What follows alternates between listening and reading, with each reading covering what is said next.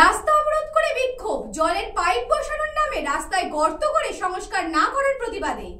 রাস্তা অবরোধ করে বিক্ষোভ গ্রামবাসীদের। বারুইপুর থানার গোবিন্দপুর রাস্তা অবরোধ করে বিক্ষোভ দেখাতে থাকে সাধারণ বাসিন্দাদের অভিযোগ, রাস্তা সারাই করা হয়নি। মূলত রাস্তার চারপাশ দিয়ে বাড়িগুলি আছে, সেই বাড়িগুলিতেই পাইপ লাইন জলের কানেকশন যাওয়ার জন্যই রাস্তা খুঁড়ে একের পর এক বাড়ির মধ্যে জলের কানেকশন গিয়েছিল। তারপর থেকে সেই রাস্তা আর মেরামত করা হচ্ছে না।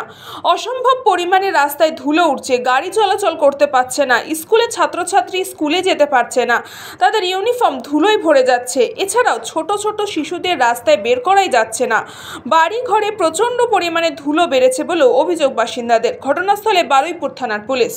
আমাদের রাস্তা সমান করে জলের ব্যবস্থাটা করে দিন।